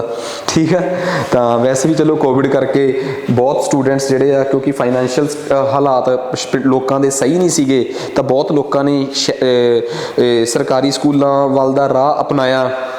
सो देखो मैं तो यही कह सकदा कि एक टाइम वो भी आऊगा, ठीक है, जदों सरकारी स्कूलों का लैवल इस तरीके नाल होऊगा कि कोई कोविड वर्गा बहाना नहीं, क्वालिटी एजुकेशन शहर के बच्चों नूं सॉरी पिंडां शहरां दे बच्चों नूं सरकारी स्कूलों वाल खिंच के लैके आऊगी। ठीक है, ये गल्लां मैं तुहाडे नाल पता क्यों कर रहा, ये जरूरी भी ने क्योंकि 480 नंबर के पेपर तो बाद 60 नंबर का ही इंटरव्यू भी आ। तो इंटरव्यू वाले तुहानूं एक सवाल भी पुछणगे पक्का कि तुहाडे अपने बच्चे प्राइवेट स्कूलों क्यों पढ़ते हैं। तो ये दौरान असी एक तजर्बा ये भी सीखांगे अपना कि किवें असी पेपर की तैयारी वार वार पेपर की तैयारी नूं इस तरीके नाल करिए कि असी इंटरव्यूअर दे हर सवाल का जवाब जिहड़ा जी वो असी चंगी तरह दे सकीए। सो लैट्स मूव, असी अगे चलते हैं जी। इनरोलमेंट रेशो, इनरोलमेंट रेशो का मतलब हुंदा दाखला दर, किन्ने लोगों ने दाखला लिया। एक हुंदा है कुल दाखला दर कि ग्रॉस इनरोलमेंट रेशो की है, एक हुंदी है नैट इनरोलमेंट रेशो यानी कि GER ते NER, एक हुंदी है ग्रॉस इन्होंने लिखी सी सैड लेट इनरोलमेंट रेशो, वो लेट नहीं सी आना, वो नैट आना सीगा। ग्रॉस इनरोलमेंट रेशो एक हुंदी है नैट इनरोलमेंट रेशो। एक की है देखो 7वीं क्लास दे विच जे दाखला लेना है तो 7वीं क्लास की उम्र के किन्ने बच्चों ने दाखला लिया, दिस इज नैट। 7वीं क्लास च ओवरऑल किन्ने लोगों ने दाखला लिया, की पता 7वीं क्लास दे विच किसी 25 साल के बंदे ने दाखला ले लिया होवे, वो ग्रॉस च गिणिया जाऊगा पर नैट च नहीं गिणिया जाऊगा। ग्रॉस इनरोलमेंट रेशो का मतलब हुंदा किसी पर्टिकुलर नंबर ऑफ स्टूडेंट्स जिहड़े किसी भी लैवल ते पढ़ाई च दाखला लैंदे आ, ये गल दा मैटर करे बिना कि उन्हां दी उम्र किन्नी आ, उन्नू कहंदे आ gross enrolment ratio. Gross enrolment ratio जिहड़ी आ वो ये दसदी आ कि बई थोड़े लोग किन्ना क पढ़ाई लिखाई पढ़ रहे हैं, बेशक वो अपनी उम्र च पढ़न, बेशक अपनी उम्र तो बाद जाके पढ़न। समझ गए गल। ਨੈਟ ਇਨਰੋਲਮੈਂਟ ਰੇਸ਼ੋ ਆ ਕਿ ਕਿੰਨੇ ਮੁੰਡੇ ਕੁੜੀਆਂ ਨੇ ਆਪਣੀ ਉਮਰ ਦੇ ਮੁਤਾਬਕ ਉਸ ਪੱਧਰ ਦੀ ਪੜ੍ਹਾਈ 'ਚ ਦਾਖਲਾ ਲਿਆ, ਆਪਣੀ ਉਮਰ ਦੇ ਮੁਤਾਬਕ ਕਿਸੇ ਕਲਾਸ 'ਚ ਦਾਖਲਾ ਲਿਆ। ਜਿਵੇਂ 12 ਸਾਲ ਦਾ ਬੱਚਾ ਜੇ ਮੰਨ ਲਓ 7ਵੀਂ ਕਲਾਸ 'ਚ ਹੁੰਦਾ ਤਾਂ 12-13 ਸਾਲ ਦੇ ਕਿੰਨੇ ਬੱਚਿਆਂ ਨੇ 7ਵੀਂ ਕਲਾਸ 'ਚ ਦਾਖਲਾ ਲਿਆ, ਇਹ 7ਵੀਂ ਕਲਾਸ ਦੀ ਨੈਟ ਇਨਰੋਲਮੈਂਟ ਰੇਸ਼ੋ ਆ। ਹਾਂ, ਕਿਸੇ ਵੀ ਪ੍ਰਕਾਰ ਦੇ ਬੱਚੇ ਨੇ ਕਿੰਨਾ 7ਵੀਂ ਕਲਾਸ 'ਚ ਦਾਖਲਾ ਲਿਆ, ਉਹ ਗ੍ਰੋਸ ਇਨਰੋਲਮੈਂਟ ਰੇਸ਼ੋ ਆ। ਤਾਂ ਗ੍ਰੋਸ ਇਨਰੋਲਮੈਂਟ ਰੇਸ਼ੋ ਤੋਂ ਇਹ ਸਮਝ ਆਉਂਦੀ ਹੈ ਕਿ ਉਹ ਦੇਸ਼ ਕਿੰਨਾ ਪੜ੍ਹਾਈ ਵੱਲ ਵਧ ਰਿਹਾ ਹੈ, ਤੇ ਨੈਟ ਇਨਰੋਲਮੈਂਟ ਰੇਸ਼ੋ ਤੋਂ ਇਹ ਪਤਾ ਲੱਗਦਾ ਕਿ ਉਸ ਦੇਸ਼ ਦੇ ਵਿੱਚ ਆਪਣੀ ਉਮਰ 'ਚ ਕਿੰਨੇ ਕੁ ਲੋਕ ਪੜ੍ਹਾਈ ਨੂੰ ਸੰਜੀਦਗੀ ਨਾਲ ਲੈ ਰਹੇ ਆ, ਜਾਂ ਕਿੰਨੇ ਕੁ ਲੋਕਾਂ ਤੱਕ ਆਪ ਦੀ ਸਹੀ ਉਮਰ ਦੇ ਵਿੱਚ ਪੜ੍ਹਾਈ ਪਹੁੰਚ ਰਹੀ ਆ। ਇਹ ਦੂਜੀ ਗੱਲ ਆ। ਕੀ ਪਤਾ ਮੈਂ ਸੰਜੀਦਗੀ ਨਾਲ ਲੈਂਦਾ ਹੋਵਾਂ ਬਟ ਮੇਰੇ ਘਰ ਸੰਸਾਧਨ ਨਾ ਹੁਣ ਪੜ੍ਹਨ ਦੇ, ਤਾਂ ਫਿਰ ਤਾਂ ਉਹ ਗਲਤ ਹੋ ਗਿਆ ਨਾ। ਤਾਂ ਨੈਟ ਦੱਸਦਾ ਕਿ ਤੁਸੀਂ ਆਪਣੀ ਉਮਰ ਦੇ ਮੁਤਾਬਕ ਕਿਸੇ ਪੜ੍ਹਾਈ ਕੀਤੀ ਤੇ ਗ੍ਰੋਸ ਓਵਰਆਲ। ਉਮੀਦ ਕਰਦਾ ਕਿ ਸਮਝ ਆ ਗਈ। ਹੁਣ ਗੱਲ ਕਰਦੇ ਹਾਂ ਯੂਥ ਲਿਟਰੇਸੀ ਰੇਟ। ਇੱਕ ਆ ਨਵੀਂ ਸ਼ਬਦ ਆ ਗਈ, ਠੀਕ ਆ। ਯੂਥ ਲਿਟਰੇਸੀ ਰੇਟ 15 ਸਾਲ ਤੋਂ 24 ਸਾਲ ਤੱਕ ਦੇ ਜਿਹੜੇ ਕਿ ਸਾਰਾ ਪੜ੍ਹ ਸਕਦੇ ਆ, ਠੀਕ ਆ। ਯੂਥ ਲਿਟਰੇਸੀ ਰੇਟ ਹੁੰਦਾ 15 ਸਾਲ ਤੋਂ ਲੈ ਕੇ 24 ਸਾਲ ਤੱਕ ਦੇ। ਅਡਲਟ ਲਿਟਰੇਸੀ ਰੇਟ ਹੁੰਦਾ 15 ਸਾਲ ਤੋਂ ਵੱਡੇ ਸਾਰੇ। ਇਫੈਕਟਿਵ ਲਿਟਰੇਸੀ ਰੇਟ ਹੁੰਦਾ 7 ਸਾਲ ਤੋਂ ਵੱਡੇ ਸਾਰੇ, ਤੇ ਨਾਰਮਲ ਲਿਟਰੇਸੀ ਰੇਟ ਹੁੰਦਾ ਸਾਰੇ। ਦੇਖੋ ਆਈ ਗੱਲ ਸਮਝ। ਇਫੈਕਟਿਵ ਲਿਟਰੇਸੀ ਰੇਟ 7 ਸਾਲ ਤੇ 7 ਸਾਲ ਤੋਂ ਵੱਡੇ ਜਿੰਨੇ ਪੜ੍ਹੇ ਲਿਖੇ ਆ ਉਹਨਾਂ ਦੀ ਪਰਸੈਂਟੇਜ ਕੱਢ ਦਿਓ। ਯੂਥ ਲਿਟਰੇਸੀ ਰੇਟ ਹੁੰਦਾ 15 ਸਾਲ ਤੋਂ ਲੈ ਕੇ 24 ਸਾਲ ਤੱਕ ਦੇ ਪੜ੍ਹੇ ਲਿਖੇ, ਤੇ ਅਡਲਟ ਲਿਟਰੇਸੀ ਰੇਟ ਹੁੰਦਾ 15 ਸਾਲ ਤੋਂ ਵੱਡੇ ਸਾਰੇ। ਸੋ ਉਮੀਦ ਕਰਦਾ ਕਿ ਓਵਰਆਲ ਜੋ ਮੈਂ ਕਹਿਣਾ ਚਾਹੁੰਦਾ, ਤੁਹਾਨੂੰ ਜਿਹੜੀ ਕਹਾਣੀ ਤੁਹਾਨੂੰ ਮੈਂ ਪਾਉਣਾ ਚਾਹੁੰਦਾ ਉਹ ਇਹ ਆ ਜਿਹੜੀ ਮੈਂ ਤੁਹਾਡੇ ਨਾਲ ਡਿਸਕਸ ਕਰ ਲਈ ਆ, ਠੀਕ ਆ। ਸੋ ਵੈਸੇ ਤਾਂ ਇੰਡੀਆ 'ਚ 7 ਸਾਲ ਤੋਂ ਵੱਡੇ ਵਾਲਿਆਂ ਨੂੰ ਮੰਨਿਆ ਜਾਂਦਾ ਹੈ, ਪਰ ਜੇ ਮੈਨੂੰ ਕੋਈ ਟਿਪੀਕਲ ਕਹਿ ਦੇ ਕਿ ਜੀ ਯੂਥ ਦੀ ਦੱਸੋ ਕਿੰਨੀ ਲਿਟਰੇਸੀ ਰੇਟ ਆ, ਤਾਂ ਯੂਥ ਦਾ ਵੀ ਮੈਂ ਕਲੀਅਰ ਕਰਤਾ। ਸੋ ਹੁਣ 4 ਟਰਮਾਂ ਕਲੀਅਰ ਕਰਤੀਆਂ। Youth literacy rate, effective literacy rate, net enrolment ratio ਤੇ ਗ੍ਰੋਸ ਇਨਰੋਲਮੈਂਟ ਰੇਸ਼ੋ। ਇਹ ਚਾਰਾਂ ਟਰਮਸ ਨੂੰ ਪੜ੍ਹਨ ਤੋਂ ਬਾਅਦ ਹੁਣ ਅਸੀਂ ਥੋੜਾ ਜਿਹਾ ਇਹਦੇ ਨਾਲ ਰਿਲੇਟਡ ਪੰਜਾਬ ਦਾ ਡਾਟਾ ਚੱਕੀਏ। ਕਹਿੰਦੇ ਪੰਜਾਬ ਦਾ ਮਕਸਦ ਆ ਕਿ ਅਸੀਂ 100% ਗ੍ਰੋਸ ਇਨਰੋਲਮੈਂਟ ਰੇਸ਼ੋ ਤੇ 100% ਅਸੀਂ ਨੈਟ ਇਨਰੋਲਮੈਂਟ ਰੇਸ਼ੋ ਹਾਸਲ ਕਰਨੀ ਆ, ਤੇ ਹਾਸਲ ਕਰਨੀ ਵੀ ਚਾਹੀਦੀ ਹੈ। ਇਹਦੇ 'ਚ ਕੋਈ ਦੋ ਰਾਏ ਵੀ ਨਹੀਂ ਕਿ ਅਸੀਂ ਜਿਹੜੀ ਉਹ ਆ ਇਨਰੋਲਮੈਂਟ ਰੇਸ਼ੋ ਆ ਉਹਨੂੰ 100% ਨਾ ਅਚੀਵ ਕਰੀਏ। ਤੇ ਜਦੋਂ ਦਾ ਰਾਈਟ ਟੂ ਐਜੂਕੇਸ਼ਨ ਐਕਟ 2009 ਲਾਗੂ ਹੋਇਆ ਹੈ ਤਾਂ ਪੰਜਾਬ ਸਰਕਾਰ ਨੇ ਵੀ ਇਸ ਪਾਲਿਸੀ ਨੂੰ ਵਧਾਤਾ, ਤੇ ਮਕਸਦ ਇਹ ਵੀ ਆ ਕਿ ਘੱਟੋ ਘੱਟ 6 ਤੋਂ 14 ਸਾਲ ਤੱਕ ਦੇ ਬੱਚਿਆਂ ਵਾਸਤੇ ਤਾਂ ਇਹ ਪੂਰੀ ਪੜ੍ਹਾਈ ਫ੍ਰੀ ਕਰ ਦਈਏ, ਅਪਰੋਚੇਬਲ ਕਰ ਦਈਏ, ਉਹਨਾਂ ਦੀ ਪਹੁੰਚ 'ਚ ਲਿਆ ਦਈਏ। ਸੋ ਇਸੇ ਚੀਜ਼ ਨੂੰ ਯਕੀਨੀ ਬਣਾਉਣ ਵਾਸਤੇ ਜੇ ਕੋਈ ਮੈਨੂੰ ਇਹ ਪੁੱਛੇ ਕਿ 2019-20 'ਚ ਜਿਹੜੀ ਪੰਜਾਬ ਸਰਕਾਰ ਆ ਉਹ 100% ਗ੍ਰੋਸ ਇਨਰੋਲਮੈਂਟ ਰੇਸ਼ੋ ਦੇ ਬੜੀ ਨੇੜੇ ਪਹੁੰਚ ਚੁੱਕੀ ਆ, ਚਾਹੇ ਪ੍ਰਾਇਮਰੀ ਲੈਵਲ ਦੀ ਗੱਲ ਕਰੀਏ, ਚਾਹੇ ਅਪਰ ਪ੍ਰਾਇਮਰੀ ਤੇ ਚਾਹੇ ਸੈਕੰਡਰੀ ਲੈਵਲ ਦੀ ਗੱਲ ਕਰੀਏ, ਠੀਕ ਆ ਜੀ। ਪ੍ਰਾਇਮਰੀ ਲੈਵਲ 5ਵੀਂ ਕਲਾਸ ਤੱਕ, ਅਪਰ ਪ੍ਰਾਇਮਰੀ ਲੈਵਲ 6ਵੀਂ ਤੋਂ 8ਵੀਂ ਤੱਕ, ਸੈਕੰਡਰੀ ਲੈਵਲ 9ਵੀਂ 10ਵੀਂ ਤੇ ਹਾਈਅਰ ਸੈਕੰਡਰੀ 11ਵੀਂ 12ਵੀਂ। ਗ੍ਰੋਸ ਇਨਰੋਲਮੈਂਟ ਰੇਸ਼ੋ 96, 92, 94 ਤੇ 80, ਤੇ ਨੈਟ ਇਨਰੋਲਮੈਂਟ ਰੇਸ਼ੋ 92, 86, 74 ਤੇ 59।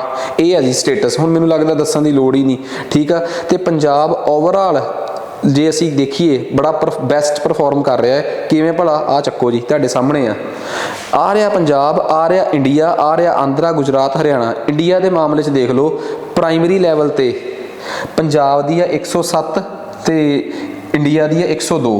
ਮਤਲਬ ਪ੍ਰਾਇਮਰੀ ਲੈਵਲ ਤੇ ਸਾਡੀ ਜਿਹੜੀ ਇਨਰੋਲਮੈਂਟ ਆ ਉਹ ਜ਼ਿਆਦੀ ਆ। ਪ੍ਰਾਇਮਰੀ ਲੈਵਲ ਤੇ ਜਿਹੜੀ ਇਨਰੋਲਮੈਂਟ ਆ ਨਾ ਉਹ ਜ਼ਿਆਦੀ ਆ। ਇਹਦਾ ਮਤਲਬ ਪਤਾ ਕੀ ਆ? ਜੇ ਪ੍ਰਾਇਮਰੀ ਲੈਵਲ ਤੇ 100 ਬੱਚੇ ਆ ਸਾਡੇ, ਐਡਮਿਸ਼ਨਾਂ 107 ਹੋ ਰਹੀਆਂ, ਇਹਦਾ ਮਤਲਬ 7 ਬੱਚੇ, ਉਹ ਵੀ 7 ਜਾਣੇ ਉਹ ਪ੍ਰਾਇਮਰੀ ਲੈਵਲ ਤੇ ਐਡਮਿਸ਼ਨ ਲੈ ਗਏ ਜਿਹੜੀ ਆਪਣੀ ਉਮਰ ਤੋਂ ਬਾਹਰ ਦੇ ਆ। ਇਹਦਾ ਮਤਲਬ ਗ੍ਰੋਸ 100 ਟੱਪ ਗਈ। ਜੇ ਪੰਜਾਬ ਦੀ ਛੋਟੇ ਬੱਚਿਆਂ ਦੀ ਆਬਾਦੀ 5ਵੀਂ ਕਲਾਸ ਤੱਕ ਦੇ ਬੱਚਿਆਂ ਦੀ ਜਿਹੜੀ ਉਮਰ, ਜਿਹੜੀ ਬੱਚੇ ਆ ਜਿਹੜੇ ਗਿਣਤੀ 'ਚ, ਉਹ ਹੈਗਾ 7 ਲੱਖ ਬੱਚਾ ਪੰਜਾਬ 'ਚ। ਤੇ ਪੰਜਾਬ ਦੇ ਪ੍ਰਾਇਮਰੀ ਸਕੂਲਾਂ 'ਚ ਐਡਮਿਸ਼ਨ ਹੋ ਗਈ ਹੈ 8.5 ਲੱਖ। 7 ਲੱਖ ਤੇ ਉਹ ਸਾਰੇ ਐਡਮਿਸ਼ਨ ਲੈ ਗਿਆ ਉਸ ਉਮਰ ਵਾਲਾ ਸਾਰੇ ਐਡਮਿਸ਼ਨ ਲੈ ਗਿਆ, ਪਰ 1.5 ਲੱਖ ਬਾਹਰੋਂ ਆ ਕੇ ਦੂਜੀ ਉਮਰ ਦਾ ਵੀ ਐਡਮਿਸ਼ਨ ਲੈ ਗਿਆ। ਕੀ ਪਤਾ ਕਿਸੇ ਬਜ਼ੁਰਗ ਨੇ ਪ੍ਰਾਇਮਰੀ ਪੜ੍ਹਾਈ ਸ਼ੁਰੂ ਕਰਤੀ ਹੋਵੇ। ਤਾਂ ਇਹ 100 ਤੋਂ ਉੱਪਰ ਕਿਉਂ ਚਲੀ ਜਾਂਦੀ ਹੈ, ਇਹਦਾ ਮਤਲਬ ਸਮਝ ਆ ਹੀ ਗਿਆ ਹੋਣਾ ਤੁਹਾਨੂੰ। ਤਾਂ ਫਿਰ ਉਸ ਤੋਂ ਬਾਅਦ ਅਪਰ ਪ੍ਰਾਇਮਰੀ, ਤਾਂ ਪੰਜਾਬ ਦਾ ਲੈਵਲ ਇੰਡੀਅਨ ਲਈ ਕੰਪੇਅਰ ਕਰ ਲਓ, ਇੱਥੇ ਵੀ ਪੰਜਾਬ ਵਿਨਰ ਆ, ਇੱਥੇ ਵੀ ਅਪਰ 'ਚ ਵੀ, ਸੈਕੰਡਰੀ ਵੀ, ਹਾਈਅਰ ਸੈਕੰਡਰੀ ਵੀ, ਤੇ ਹਾਈਅਰ ਐਜੂਕੇਸ਼ਨ ਸਮਝ ਗਏ ਨਾ, ਕਾਲਜ ਦੀ ਪੜ੍ਹਾਈ, ਉਹਦੇ 'ਚ ਪੰਜਾਬ ਦਾ ਸਟੇਟਸ ਸੀ, ਮੈਂ ਤੁਹਾਨੂੰ ਕਲੀਅਰ ਕਰਤਾ। ਠੀਕ ਆ। ਸੋ ਪੰਜਾਬ ਪ੍ਰਾਇਮਰੀ ਤੇ ਅਪਰ ਪ੍ਰਾਇਮਰੀ ਤੇ ਬਹੁਤ ਪਰਫਾਰਮ ਕਰ ਰਿਹਾ, ਤੇ ਪੰਜਾਬ ਦਾ ਟਾਰਗੇਟ ਵੀ ਹੈ ਜਿਹੜਾ ਕਿ ਇਨਰੋਲਮੈਂਟ ਰੇਸ਼ੋ ਨੂੰ ਅਚੀਵ ਕਰਨਾ 100%, ਉਹ ਵੀ ਉਹਦੇ ਵੀ ਪੰਜਾਬ ਬਹੁਤ ਨੇੜੇ ਆ। ਜਿਵੇਂ ਪਹਿਲਾਂ ਗ੍ਰੋਸ ਇਨਰੋਲਮੈਂਟ, ਫਿਰ ਉਸ ਤੋਂ ਬਾਅਦ ਨੈਟ ਇਨਰੋਲਮੈਂਟ, ਉਹਦੇ 'ਚ ਵੀ ਪੰਜਾਬ ਕਾਫੀ ਅੱਛਾ ਪਰਫਾਰਮ ਕਰ ਰਿਹਾ। ਨੈਟ 'ਚ ਤੁਸੀਂ ਕਾਫੀ ਪਿਛੜੇ ਹੁੰਦੇ ਹੋ, ਇਹ ਤਾਂ ਪੱਕੀ ਗੱਲ ਆ, ਕਿਉਂਕਿ ਨੈਟ 'ਚ ਇੱਕ ਰੂਲ ਹੁੰਦਾ ਹੈ ਕਿ ਤੁਸੀਂ ਉਸੇ ਉਮਰ ਦੇ ਬੱਚੇ ਚੱਕਣੇ ਆ, ਉਸੇ ਹੀ ਉਮਰ ਦੇ। ਇਸ ਕਰਕੇ ਜਦੋਂ ਤੁਸੀਂ ਨੈਟ ਦੇ ਮਾਮਲੇ 'ਚ ਦੇਖਦੇ ਹੋ ਤਾਂ ਤੁਹਾਡੀ ਐਡਮਿਸ਼ਨ ਜਿਹੜੀ ਆ ਉਹ ਕਾਫੀ ਘੱਟ ਜਾਂਦੀ ਆ। ਆਹ ਦੇਖੋ 2018-19 'ਚ ਪੰਜਾਬ ਦੀ ਜਿਹੜੀ ਇਨਰੋਲਮੈਂਟ ਰੇਸ਼ੋ ਆ ਉਹ ਪ੍ਰਾਇਮਰੀ ਲੈਵਲ ਤੇ 78% ਆ, ਇੰਡੀਆ ਦੀ 89% ਆ। ਠੀਕ ਆ। 18-19 'ਚ ਇਹਦਾ ਮਤਲਬ ਜਦੋਂ ਤਾਂ ਅਸੀਂ ਸਾਰਿਆਂ ਨੂੰ ਵਿੱਚ ਕਾਊਂਟ ਕਰ ਲਿਆ, ਉਦੋਂ ਤਾਂ ਪੰਜਾਬ ਦਾ ਟਾਰਗੇਟ ਵੱਧ ਗਿਆ, ਪਰ ਜਦੋਂ ਅਸੀਂ ਸਿਰਫ ਉਸ ਉਮਰ ਵਾਲੇ ਬੱਚੇ ਲਏ ਤਾਂ ਉਸ ਉਮਰ ਵਾਲੇ ਬੱਚਿਆਂ 'ਚ ਪੰਜਾਬ 'ਚ ਸਿਰਫ 78% ਨੇ ਹੀ ਪ੍ਰਾਇਮਰੀ ਲੈਵਲ ਤੇ ਇਨਰੋਲ ਕਰਿਆ ਸੀਗਾ। ਸੋ ਇੱਥੇ ਸਾਨੂੰ ਥੋੜੀ ਜਿਹੀ ਚਿੰਤਾ ਦੀ ਲੋੜ ਆ, ਕਿਉਂਕਿ ਨੈਟ ਤੋਂ ਇਹ ਪਤਾ ਲੱਗਦਾ ਕਿ ਤੁਹਾਡਾ ਸੂਬਾ, ਤੁਹਾਡੀ ਸਟੇਟ ਉਹ ਪਰਟੀਕੂਲਰ ਉਮਰ ਦੇ ਬੱਚਿਆਂ ਨੂੰ ਉਸ ਕਲਾਸ 'ਚ ਐਡਮਿਸ਼ਨ ਦਵਾ ਪਾ ਰਿਹਾ ਕਿ ਨਹੀਂ। ਗ੍ਰੋਸ ਦਾ ਪਤਾ ਇੱਥੋਂ ਲੱਗਦਾ ਹੈ, ਗ੍ਰੋਸ ਤੋਂ ਪਤਾ ਲੱਗਦਾ ਹੈ ਕਿ ਓਵਰਆਲ ਤੁਸੀਂ ਕਿਸੇ ਬੱਚੇ ਨੂੰ ਐਡਮਿਸ਼ਨ ਦਵਾ ਪਾ ਰਹੇ ਹੋ ਕਿ ਨਹੀਂ। ਬੇਸ਼ੱਕ ਤੁਸੀਂ 25 ਸਾਲ ਵਾਲੇ ਨੂੰ 7ਵੀਂ 'ਚ ਐਡਮਿਸ਼ਨ ਦਵਾ ਦਿਓ ਤੇ 21 ਸਾਲ ਵਾਲੇ ਨੂੰ 9ਵੀਂ 'ਚ ਦਵਾ ਦਿਓ, ਉਹ ਨਹੀਂ ਮੈਟਰ ਕਰਦਾ, ਉਹ ਗ੍ਰੋਸ ਦੀ ਗੱਲ ਆ। ਤੇ ਨੈਟ ਦੀ ਗੱਲ ਤੁਹਾਨੂੰ ਮੈਂ ਦੱਸ ਹੀ ਦਿੱਤੀ ਕਿ ਦੋਵਾਂ 'ਚ ਮੋਟਾ ਫਰਕ ਕੀ ਆ। ਹੁਣ ਗੱਲ ਕਰਦੇ ਹਾਂ ਅੱਗੇ। ਨੈਕਸਟ ਅਗਲੀ ਚੀਜ਼ ਆਪਣੇ ਕੋਲ ਆ ਗਈ ਸਕੂਲ ਡ੍ਰੌਪ ਆਊਟ। ਠੀਕ ਆ। ਦੋ ਚੀਜ਼ਾਂ ਨੇ, ਇੱਕ ਟ੍ਰਾਂਜੀਸ਼ਨ ਰੇਟ, ਇੱਕ ਆ ਗਿਆ ਜੀ ਸਕੂਲ ਡ੍ਰੌਪ ਆਊਟ ਰੇਟ।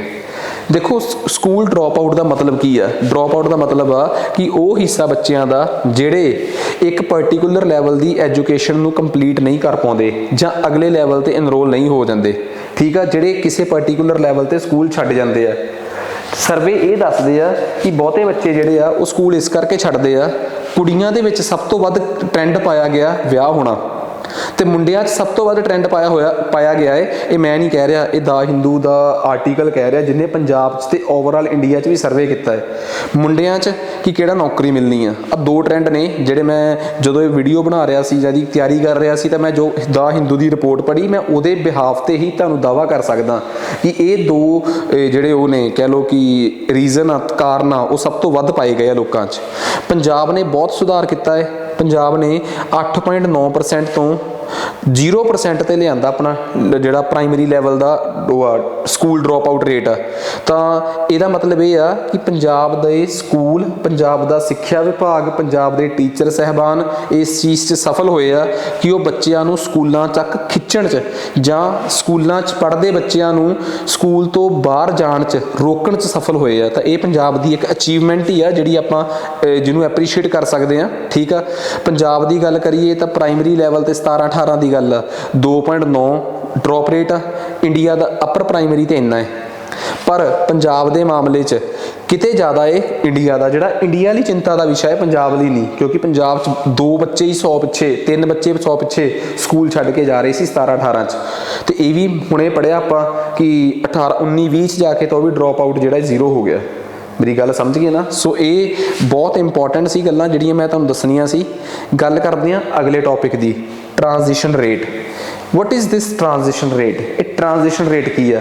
ਜੇਕਰ ਅਸੀਂ ਇਸ ਟ੍ਰਾਂਜੀਸ਼ਨ ਰੇਟ ਦੀ ਡੈਫੀਨੇਸ਼ਨ ਤੇ ਜਾਈਏ ਨਾ, ਤਾਂ ਸਭ ਤੋਂ ਪਹਿਲਾਂ ਲਿਖਿਆ ਹੁੰਦਾ ਹੈ ਉਹਨਾਂ ਲੋਕਾਂ ਦੀ ਪਰਸੈਂਟੇਜ ਜਿਹੜੇ ਇੱਕ ਲੈਵਲ ਤੋਂ ਨੈਕਸਟ ਲੈਵਲ, ਜਾਨੀ ਕਿ ਪ੍ਰਾਇਮਰੀ ਤੋਂ ਸੈਕੰਡਰੀ, ਸੈਕੰਡਰੀ ਤੋਂ ਹਾਈਅਰ ਸੈਕੰਡਰੀ ਤੱਕ ਜਾਂਦੇ ਆ।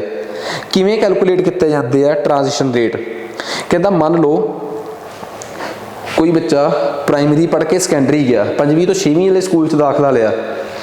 ਕਹਿੰਦਾ ਕਿੰਨੇ ਬੱਚਿਆਂ ਨੇ 6ਵੀਂ ਵਾਲੇ ਸਕੂਲ 'ਚ ਪਹਿਲੇ ਸਾਲ ਦਾਖਲਾ ਲਿਆ, ਕਿਉਂਕਿ 5ਵੀਂ ਤੱਕ ਸਕੂਲ ਹੋਰ ਹੁੰਦਾ, 6ਵੀਂ ਤੱਕ ਤੋਂ ਬਾਅਦ ਅੱਗੇ ਹੋਰ ਹੁੰਦਾ। 6ਵੀਂ ਵਾਲੇ ਸਕੂਲ 'ਚ ਕਿੰਨੇ ਬੱਚਿਆਂ ਨੇ ਦਾਖਲਾ ਲਿਆ ਬਟੇ ਕਿੰਨੇ ਬੱਚਿਆਂ ਨੇ ਪਿਛਲੇ ਸਾਲ, ਜਿਹੜਾ ਪਿਛਲਾ ਫਾਈਨੈਂਸ਼ੀਅਲ ਈਅਰ ਸੀਗਾ ਜਾਂ ਪਿਛਲਾ ਸਕੂਲ ਈਅਰ ਸੀ, ਉਸ ਪਿਛਲੇ ਸਾਲ ਕਿੰਨੇ ਬੱਚਿਆਂ ਨੇ ਉਸ ਸਕੂਲ ਛੱਡਿਆ। ਕਿੰਨੇ ਬੱਚਿਆਂ ਨੇ ਸਕੂਲ ਛੱਡਿਆ, ਉਹਦੇ ਮੁਕਾਬਲੇ ਅੱਗੇ ਕਿੰਨੇ ਬੱਚੇ ਪੜ੍ਹਾਈ ਕਰਨ ਅਗਲੀ ਕਲਾਸ 'ਚ ਗਏ ਆ, that is called transition rate. ਫਿਰ ਉਹਨੂੰ 100 ਨਾਲ ਮਲਟੀਪਲਾਈ ਕਰ ਲਈਦਾ, ਫਾਰਮੂਲਾ ਕੱਢ ਲਈਦਾ ਹੈ, ਠੀਕ ਆ। ਸੋ ਇਹ ਗੱਲ ਬੜੀ ਕਲੀਅਰ ਆ। ਕਈ ਵਾਰੀ ਇਹ ਟ੍ਰਾਂਜੀਸ਼ਨ ਰੇਟ 100 ਤੋਂ ਟੱਪ ਜਾਂਦਾ ਹੈ। ਵਜ੍ਹਾ ਉਹ ਇਸ ਕਰਕੇ ਟੱਪ ਜਾਂਦਾ ਹੈ 100 ਤੋਂ, ਕਿਉਂਕਿ ਪ੍ਰਾਇਮਰੀ ਕਲਾਸ ਜਿਹੜੀ ਆ ਉਹ ਕਲੀਅਰ ਕਰਦੇ ਆ ਥੋੜ੍ਹੇ ਜਾਣੇ ਤੇ ਅਗਲੀ ਕਲਾਸ 'ਚ ਦਾਖਲਾ ਲੈਂਦੇ ਆ ਜ਼ਿਆਦਾ ਜਾਣੇ। ਉਹਦੀ ਵਜ੍ਹਾ ਇਹ ਹੁੰਦੀ ਆ ਕਿ ਕਈਆਂ ਨੇ ਪ੍ਰਾਇਮਰੀ ਤੱਕ ਪੜ੍ਹਾਈ ਜਿਹੜੀ ਆ ਉਹ ਲੋਕਲ ਪੜ੍ਹ ਲੈਂਦੇ ਆ, ਜਾਂ ਉਹ ਬਾਹਰ ਪੇਪਰ ਦੇ ਦਿੰਦੇ ਆ, ਓਪਨ ਦੇ ਪੇਪਰ, ਤੇ ਫਿਰ ਉਹ 6ਵੀਂ 'ਚੋਂ ਸਿੱਧੀ ਸਕੂਲ 'ਚ ਐਡਮਿਸ਼ਨ ਲੈ ਲੈਂਦੇ ਆ। ਤਾਂ ਸਕੂਲ ਇਨਰੋਲਮੈਂਟ ਟ੍ਰਾਂਜੀਸ਼ਨ ਰੇਟ ਜਿਹੜਾ ਹੈ ਉਹ ਆਪੇ 100 ਟੱਪ ਜਾਂਦਾ ਹੈ ਕਿ 5ਵੀਂ ਪਾਸ ਤਾਂ ਕੀਤੀ ਸੀਗੀ 100 ਜਾਣਿਆਂ ਨੇ ਜਾਂ 125 ਜਾਣਿਆਂ ਨੇ, ਪਰ 6ਵੀਂ 'ਚ ਐਡਮਿਸ਼ਨ 130 ਜਾਣਿਆਂ ਦੀ ਹੋ ਗਈ। ਸੋ ਇਹ ਵੀ ਆਪਾਂ ਨੂੰ ਪਤਾ ਹੋਣਾ ਚਾਹੀਦਾ ਹੈ ਕਿ ਕਿਸੇ ਚੀਜ਼ ਦਾ 100 ਤੋਂ ਉੱਪਰ ਟੱਪ ਜਾਣਾ ਕਿਉਂ ਉਹ ਆ, ਮਤਲਬ ਕੀ ਕਾਰਨ ਉਹਦਾ, ਠੀਕ ਆ। Comparing with national level Punjab ਦਾ ਪਰਫਾਰਮੈਂਸ ਜਿਹੜੀ ਆ ਉਹ ਜ਼ਿਆਦਾ ਵਧੀਆ ਹੈ। ਆ ਤੁਹਾਡੇ ਸਾਹਮਣੇ ਹੀ ਆ। ਜੇ ਮੈਂ ਪ੍ਰਾਇਮਰੀ ਤੋਂ ਅਪਰ ਪ੍ਰਾਇਮਰੀ ਦੀ ਗੱਲ ਕਰਾਂ ਤਾਂ ਪੰਜਾਬ ਦੇ ਵਿੱਚ 97% ਹੈਗਾ ਟ੍ਰਾਂਜੀਸ਼ਨ ਰੇਟ। ਮਤਲਬ ਪੰਜਾਬ ਦੇ ਹਰ 100 ਚੋਂ 97 ਬੱਚੇ ਜਿਹੜੇ ਆ ਉਹ ਪ੍ਰਾਇਮਰੀ ਤੋਂ ਅਪਰ ਪ੍ਰਾਇਮਰੀ ਸ਼ਿਫਟ ਕਰਦੇ ਆ, ਠੀਕ ਆ। ਤੇ ਤੋਂ ਸੈਕੰਡਰੀ, ਅਪਰ ਪ੍ਰਾਇਮਰੀ ਤੋਂ ਸੈਕੰਡਰੀ ਸ਼ਿਫਟ ਕਰਦੇ ਆ 94। ਇੰਡੀਆ ਦੇ ਕੇਸ 'ਚ ਇੱਧਰ 91 ਆ, ਉੱਧਰ 90 ਆ। ਸੋ ਪੰਜਾਬ ਦੀ ਪਰਫਾਰਮੈਂਸ ਨੂੰ ਆਪਾਂ ਇੱਕ ਮੱਚ ਬੈਟਰ ਗਿਣ ਸਕਦੇ ਹਾਂ, ਠੀਕ ਆ। ਸੋ ਇਹ ਸੀ ਪੰਜਾਬ ਦਾ ਟ੍ਰਾਂਜੀਸ਼ਨ ਰੇਟ ਹੁੰਦਾ ਕੀ ਆ ਉਹ ਵੀ ਦੱਸਦਾ, ਸਕੂਲ ਡ੍ਰੌਪ ਆਊਟ ਰੇਟ ਹੁੰਦਾ ਕੀ ਆ ਉਹ ਵੀ ਦੱਸਦਾ। ਹੁਣ ਦਾ ਹਿੰਦੂ ਦੀ ਇੱਕ ਖਬਰ, ਹਿੰਦੁਸਤਾਨ ਟਾਈਮਜ਼ ਦੀ ਇੱਕ ਖਬਰ ਸੀ, ਉਹ ਥੋੜੀ ਜੀ ਸੰਜੀਦਗੀ ਵਾਲੀ ਆ, ਜਿਹੜੀ ਮੈਂ ਤੁਹਾਡੇ ਨਾਲ ਡਿਸਕਸ ਕਰਨੀ ਆ, ਉਹ ਮੈਂ ਇੱਥੇ ਲਿਖੀ ਹੋਈ ਆ। ਇੱਕ ਨਿਊਜ਼ਪੇਪਰ ਦੀ ਕਟਿੰਗ ਆ। ਕਹਿੰਦਾ ਪੰਜਾਬ ਦੇ 23 ਜ਼ਿਲ੍ਹਿਆਂ ਦੀ ਗੱਲ ਕਰੀਏ ਤਾਂ ਉਹਨਾਂ 'ਚੋਂ 14 ਜ਼ਿਲ੍ਹਿਆਂ 'ਚ ਜਿਹੜਾ ਮੁੰਡਿਆਂ ਦਾ ਡ੍ਰੌਪ ਆਊਟ ਰੇਟ ਆ ਉਹ 12% ਜ਼ਿਆਦਾ ਏ ਸੈਕੰਡਰੀ ਲੈਵਲ ਤੇ, ਵੇਅਰ ਐਜ਼ ਬਹੁਤ ਜ਼ਿਆਦਾ ਏ ਪੰਜਾਬ ਦੇ 2 ਜ਼ਿਲ੍ਹਿਆਂ 'ਚ, ਇੱਕ ਫਿਰੋਜ਼ਪੁਰ ਤੇ ਇੱਕ ਮੋਗਾ। ਤੁਸੀਂ ਪਤਾ ਇਹ ਗੱਲ ਕਿ ਫਿਰੋਜ਼ਪੁਰ ਤੇ ਮੋਗਾ ਕਿਉਂ ਆਏ ਆ? ਸਟੋਰੀ ਮੈਂ ਦੁਬਾਰਾ ਦੱਸਦਾ। ਭਾਰਤ ਦੀ ਇੱਕ ਸੰਸਥਾ ਹੈ ਨੀਤੀ ਆਯੋਗ, ਉਹਨੇ ਪੂਰੇ ਭਾਰਤ 'ਚ 115 ਇਹੋ ਜਿਹੇ ਜ਼ਿਲ੍ਹੇ ਚੁਣੇ ਆ ਜਿਨ੍ਹਾਂ ਨੂੰ ਤਰੱਕੀ ਦੀ ਬਹੁਤ ਲੋੜ ਆ, ਜਾਂ ਇਹ ਕਹਿ ਲਓ ਕਿ ਉਹ ਬਹੁਤ ਪਿਛੜੇ ਹੋਏ ਜ਼ਿਲ੍ਹੇ ਆ। ਉਹਨਾਂ ਜ਼ਿਲ੍ਹਿਆਂ ਨੂੰ ਨੀਤੀ ਆਯੋਗ ਨੇ ਨਾਮ ਦਿੱਤਾ ਹੈ ਐਸਪੀਰੇਸ਼ਨਲ ਡਿਸਟ੍ਰਿਕਟਸ, ਮਤਲਬ ਜਿਨ੍ਹਾਂ ਦੀਆਂ ਐਸਪੀਰੇਸ਼ਨਸ ਜਗਾਉਣ ਦੀ ਲੋੜ ਆ। ਉਹਨਾਂ ਜ਼ਿਲ੍ਹਿਆਂ 'ਚ 115 'ਚ ਪੰਜਾਬ ਦੇ 2 ਜ਼ਿਲ੍ਹੇ ਆ, ਫਿਰੋਜ਼ਪੁਰ ਤੇ ਮੋਗਾ। ਤੇ ਦੋਵਾਂ ਦੇ ਮਾਮਲੇ 'ਚ ਫੈਕਟ ਬਹੁਤ, ਮਤਲਬ ਕਿ ਅੰਕੜੇ ਬਹੁਤ ਮਾੜੇ ਆਏ ਆ, ਸਟੈਟਿਸਟਿਕਸ ਬਹੁਤ ਮਾੜੇ ਆਏ ਆ। ਮਤਲਬ ਪੰਜਾਬ ਦੇ ਵਿੱਚ ਸਕੂਲ ਡ੍ਰੌਪ ਆਊਟ ਜਿਹੜਾ ਹੈ ਉਹ, ਮੁੰਡਿਆਂ ਦੇ ਵਿੱਚ ਸਕੂਲ ਡ੍ਰੌਪ ਆਊਟ ਜਿਹੜਾ ਹੈ ਉਹ ਸੈਕੰਡਰੀ ਲੈਵਲ ਤੇ 12% ਜ਼ਿਆਦਾ ਹੈ, ਜਦਕਿ ਇਹ ਫਿਰੋਜ਼ਪੁਰ ਤੇ ਮੋਗੇ 'ਚ 14 ਤੇ 16% ਆ। ਸ਼ਡਿਊਲ ਕਾਸਟ ਜਿਹੜਾ ਸਮਾਜ ਦਾ ਇੱਕ ਦਬਿਆ ਕੁਚਲਿਆ ਵਰਗ ਆ, ਉੱਥੇ 16% ਆ, ਜਿਹੜਾ ਕਿ ਬਾਕੀ ਬਰਾਦਰੀਆਂ ਤੋਂ ਬਹੁਤ ਜ਼ਿਆਦਾ ਹੈ। ਤੇ ਇੱਕ ਗੱਲ ਹੋਰ, ਟ੍ਰਾਂਜੀਸ਼ਨ ਰੇਟ ਸੈਕੰਡਰੀ ਤੋਂ ਹਾਈਅਰ ਸੈਕੰਡਰੀ ਜਿਹੜਾ ਹੈ ਉਹ ਘੱਟ ਆ, 80% ਲੈਸ ਦੈਨ, ਉਹ ਕਈ ਜ਼ਿਲ੍ਹਿਆਂ 'ਚ 80% ਤੋਂ ਵੀ ਘੱਟ ਆ। ਮੀਨਸ ਕਿ ਤੁਸੀਂ ਸਮਝਣ ਦੀ ਕੋਸ਼ਿਸ਼ ਕਰੋ ਕਿ ਜੇ ਆਪਾਂ ਹਿਸਾਬ ਲਾਈਏ ਟ੍ਰਾਂਜੀਸ਼ਨ ਰੇਟ ਦਾ ਮਤਲਬ ਕੀ ਹੁੰਦਾ ਹੈ ਕਿ ਸਾਡੇ ਜ਼ਿਲ੍ਹਿਆਂ ਦਾ, ਸਾਰੇ ਜ਼ਿਲ੍ਹਿਆਂ ਦਾ ਟ੍ਰਾਂਜੀਸ਼ਨ ਰੇਟ 80% ਤੋਂ ਘੱਟ ਆ। ਇਹ ਇਸ ਕਰਕੇ ਚਿੰਤਾ ਦਾ ਵਿਸ਼ਾ ਹੈ ਸੈਕੰਡਰੀ ਲੈਵਲ ਤੇ। ਸੈਕੰਡਰੀ ਤੋਂ ਜਦੋਂ ਅਸੀਂ ਹਾਈਅਰ ਸੈਕੰਡਰੀ ਤੇ ਜਾਈਏ, ਠੀਕ ਹੈ ਨਾ, ਜਦੋਂ ਅਸੀਂ 10ਵੀਂ ਤੋਂ 11ਵੀਂ 'ਚ ਜਾਈਏ ਤਾਂ ਪੰਜਾਬ ਦੇ ਸਾਰੇ ਜ਼ਿਲ੍ਹਿਆਂ 'ਚ 80% ਵੀ ਲੋਕ ਇਹੋ ਜਿਹੇ ਨਹੀਂਗੇ ਜਿਹੜੇ 10ਵੀਂ ਚੋਂ 11ਵੀਂ 'ਚ ਜਾਂਦੇ ਆ। ਇਹ ਗੱਲ ਹੈ ਇਸ ਲਾਈਨ ਦਾ ਮਤਲਬ। ਤੇ ਸਭ ਤੋਂ ਬੁਰਾ ਹਾਲ ਕਿਹਦੇ 'ਚ ਆ? ਤਰਨਤਾਰਨ 'ਚ 55%, ਮਤਲਬ ਤਰਨਤਾਰਨ 'ਚ ਇਹ ਗੱਲ ਕਰ ਰਿਹਾ ਸੈਕੰਡਰੀ ਤੋਂ ਹਾਈਅਰ ਸੈਕੰਡਰੀ। ਤਰਨਤਾਰਨ ਤੇ ਉਹਦੇ 'ਚ ਫਿਰੋਜ਼ਪੁਰ 'ਚ ਜੇ ਮੈਂ ਕਹਾਂ, ਜੇ 100 ਬੱਚੇ 10ਵੀਂ ਕਰਦੇ ਆ ਤੇ ਤਰਨਤਾਰਨ 'ਚ ਸਿਰਫ 55% ਆ ਜਿਹੜੇ, ਉਤੋਂ ਵੀ ਘੱਟ ਲੋਕ 11ਵੀਂ 'ਚ ਸ਼ਿਫਟ ਹੁੰਦੇ ਆ, ਤੇ ਫਿਰੋਜ਼ਪੁਰ 'ਚ 65% ਤੋਂ ਵੀ ਘੱਟ ਲੋਕ 11ਵੀਂ 'ਚ ਸ਼ਿਫਟ ਹੁੰਦੇ ਆ, ਠੀਕ ਆ। ਇਹ ਸਾਡਾ ਟੌਪਿਕ ਸੀਗਾ। ਇਸ ਟੌਪਿਕ ਦਾ ਹਜੇ B ਪਾਰਟ ਪਿਆ ਹੋਇਆ ਹੈ, ਠੀਕ ਆ, ਜਿਹਦੇ 'ਚ ਕਿ ਅਸੀਂ ਅਗਲਾ ਟੌਪਿਕ ਡਿਸਕਸ ਕਰਾਂਗੇ। ਸੋ ਉਮੀਦ ਕਰਦਾ ਕਿ ਤੁਹਾਨੂੰ ਇਹ ਕਨਸੈਪਟ ਜਿਹੜਾ ਸਾਡਾ, ਠੀਕ ਆ, ਇਹ ਚੰਗੀ ਤਰ੍ਹਾਂ ਸਮਝ ਆ ਗਿਆ ਹੋਊਗਾ। ਅਸੀਂ ਜਿਹੜਾ ਸਿਲੇਬਸ ਆ ਤੁਹਾਡਾ, ਠੀਕ ਆ, ਉਹ 100 ਨੰਬਰ ਦਾ ਅੱਡ ਆ, 20 ਨੰਬਰ ਦਾ ਅੱਡ ਆ, ਉਹ ਸਾਰਾ ਕਿਸੇ ਨਾ ਕਿਸੇ ਤਰੀਕੇ ਤਿਆਰ ਕਰਾਉਣ ਦੀ ਕੋਸ਼ਿਸ਼ ਕਰਾਂਗੇ, ਠੀਕ ਆ। ਤੁਸੀਂ ਕਿਸੇ ਵੀ ਤਰੀਕੇ ਮਾਸਟਰ ਕਲਾਸਿਸ ਨਾਲ ਜੁੜਨਾ ਚਾਹੁੰਦੇ ਹੋ ਆਪਣੇ ਇਸ ਸਿਲੇਬਸ ਨੂੰ ਲੈ ਕੇ, ਤਾਂ ਤੁਸੀਂ ਸਾਨੂੰ ਇਸ ਨੰਬਰ ਤੇ ਕੰਟੈਕਟ ਕਰ ਸਕਦੇ ਹੋ, ਠੀਕ ਆ। ਤਾਂ ਸਾਡਾ ਨੰਬਰ ਜਿਹੜਾ ਹੈ ਦੈਟ ਇਜ਼ 80 544 00 797, ਠੀਕ ਆ। ਇਹ ਸਾਡਾ ਨੰਬਰ ਹੋਊਗਾ ਜਿੱਥੇ ਤੁਸੀਂ ਸਾਡੀ ਟੀਮ ਨਾਲ ਗੱਲ ਕਰ ਸਕਦੇ ਹੋ। ਦੇਖੋ ਮੈਂ ਇੱਕ ਗੱਲ ਬੜੀ ਕਲੀਅਰ ਕਹਿਣਾ ਕਿ ਟੀਚਰਸ ਪਹਿਲਾਂ ਹੀ ਪੜ੍ਹੇ ਲਿਖੇ ਆ, ठीक है। तो बट एक चीज़ बड़ी क्लीयर आ कि तुसी हुण PPSC का पेपर देण जा रहे हो, जां किसी भी पेपर च, मैं अपने तजर्बे चों एक गल शेयर करना चाहुंदा। जदों तुसी पेपर देण जांदे हो ना, चाहे मैं आ चाहे तुसी आ, उदों सारे असी बच्चे बन जांदे आ। बच्चे बनने का मतलब यह है कि उदों साडी सोच च ये नहीं होना चाहिए कि मैनू पता कि एवें दा पेपर नहीं आऊगा। उदों तुसी खुद जज ने बनो, क्योंकि तुसी किसी भी शख्स नूं जिन्हों तुसी कह रहे हो कि साडी तैयारी कराओ, चाहे वह मैं आ चाहे कोई होर आ, चाहे तुहाडा कोई वैसे ही मैंटर आ, तुहाडा कोई दोस्त आ, तुहाडा कोई गाइड आ, फिर तुसी उहदे ते छड्ड दो। क्योंकि तुसी जदों उहनूं ये जिम्मेवारी दे दिंदे हो तां तुसी बहुत सौखे हो जांदे हो। तो सच दसां वो अगला भी सौखा हो जाता, क्योंकि हुण उहनूं ये टेंशन नहीं हुंदी कि ये विच मैनूं टोकूगा। PPSC के लैवल नूं लैके तो तुसी सारे स्पष्ट हैगे ही हो, लैवल बहुत वधिया पेपर का सैट होने वाला है। ठीक है। प्रिंसीपल्स का एक पेपर फरवरी की 12 तरीक नूं होया सीगा। ठीक है। जिहदी कि PDF मैं इसे वीडियो के डिस्क्रिप्शन बॉक्स च पाऊँगा, इस वीडियो की डिस्क्रिप्शन बॉक्स च, जिथों तुसी PPSC की इस 100 नंबर के पेपर प्रति मानसिकता नूं समझ सकते होवोगे कि PPSC 100 नंबर के पेपर च की सैट करूगी। सो मैं कहना कि इन्ना ही बहुत अज वास्ते। तुसी साडे नाल जुड़ना चाहोगे तो तुसी इस नंबर तो तुसी साडे नाल डेफिनेटली जुड़ सकते हो। ठीक है। तुसी साडे नाल किसी भी तरीके का कॉन्टैक्ट करो। सो उम्मीद करदा कि तुहानूं अज दा लैक्चर वधिया लग्गिया होऊगा। अज वास्ते इन्ना ही बहुत है जी। धन्नवाद।